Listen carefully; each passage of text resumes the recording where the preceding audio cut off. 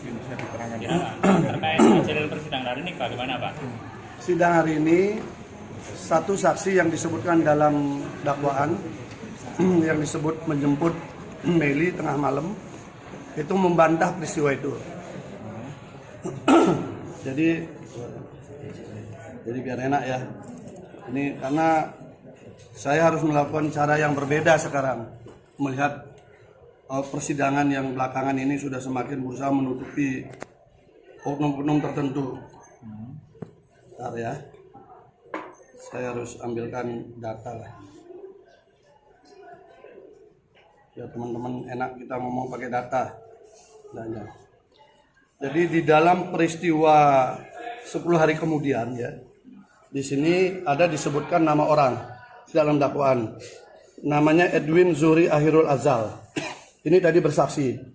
Dia katanya dimintai tolong oleh korban dengan naik sepeda motor ke Puri Pelandaan. Yang kemudian ujungnya adalah terjadi pemerkosaan yang kedua. Saksi mengatakan di atas sumpah dan berani bersumpah peristiwa itu tidak pernah ada. Namanya dicatut oleh korban, saksi yang mengaku korban.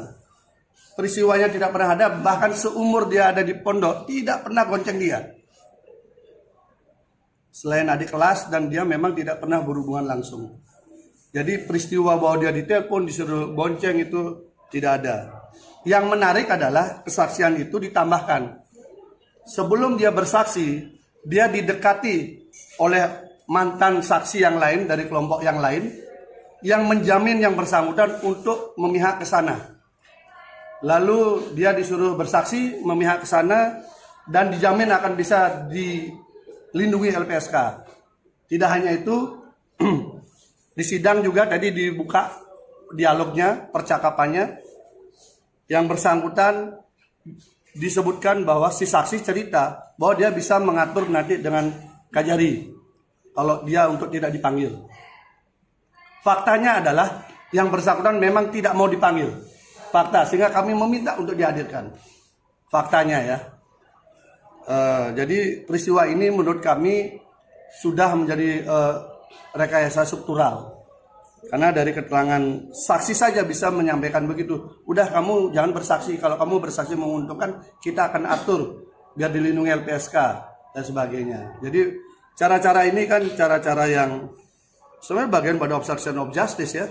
Tapi sudahlah. Tapi yang penting sudah terungkap di persidangan. Dan saksi yang lain juga mengungkapkan. Ada 2 saksi yang mengungkapkan dengan bukti. Bukti otentik komunikasi bahwa saksi korban pernah berhubungan intim dengan orang lain. Siapa itu Pak? Nanti itu karena sidang tertutup kami tidak bisa ungkap. Tapi bukti otentik itu dibuka. Dilihat oleh JPU. Dilihat oleh majelis hakim dan dilihat oleh kita. Komunikasi itu ada melalui medsos. Gitu ya. Berarti ada. Si yang korban itu sebelum terjadi ini sudah ada indikasi. Sudah. Pengakuan dari yang diajak berhubungan itu. Plus ada juga saksi yang kemudian teman baiknya yang diajak itu mengakui juga mendapatkan hal yang sama. Berarti cerita yang sama. Visum yang terdahulu bisa diragukan itu Pak? Nah, kita nggak lagi ngomong itu, benda tumpul nggak jelas. Tapi yang pasti kita berpijak pada kesaksian. Jadi saksi yang tadi 4-4-nya adalah saksi-saksi yang sudah meratakan keseluruhan dakwaan. Tetapi yang membuat kami kecewa pada hari ini adalah sejak awal kami mengharapkan hadirnya saksi yang dibalik semua kasus ini untuk mengungkapkan motif. Sudah dipanggil oleh JPU, tetapi kemudian tidak mau hadir dengan 3 alasan. 1, karena ada hubungan keluarga, hubungan tiri. Kemudian yang kedua, karena sakit, berlapis ini. Sakit. Dan yang ketiga, karena dia juga membuat laporan polisi tahun 2021 yang ada kaitan dengan kasus ini. Oh, berarti intinya dari ini semua itu ada dalangnya ya? Kita ingin membuka motifnya kan, karena saksi ini ada di BAP. Saksi ini ada di BAP. Kami sangat kecewa. Ini tidak dihadirkan dan baik majelis hakim maupun JPU bersepakat untuk tidak menghadirkan. Berarti kloplah sudah bahwa kita tidak bisa mengungkapkan motif ini di tengah persidangan. Karena sudah secara struktural dari proses perpindahan ruang sidang, dari proses semuanya, bahwa ini bukan kekuatan kecil yang menggarap Mas Beki. Bukankah namanya persidangan itu untuk Mencari kebenaran material. kebenaran tentang Betul. fakta yang ada kan? Makanya kami ajukan keberatan tertulis bahwa persidangan ini tidak fokus lagi mencari kebenaran material, tapi sudah muncul upaya untuk menutupi oknum tertentu agar tidak terungkap motifnya. Itu yang terjadi. Kami ajukan secara khusus tadi dicatat di dalam persidangan, dan saya tegas katakan bahwa cara-cara seperti ini adalah cara-cara yang membuat mencari kebenaran material menjadi semakin sulit, karena majelis hakim maupun JPU sama-sama tidak mau menghadirkan saksi tersebut padahal dia ada dalam BAP. Ada apa? Alasannya apa? Jadi Pak? JPU ya sudah, karena pengakuannya berlindung di pasal KUHP bahwa ada hubungan sedarah atau semenda.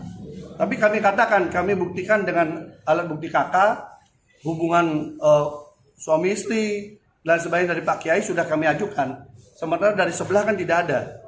Kami sudah minta, kalau itu hadirkan dong kakaknya, kalau memang ada hubungan keluarga.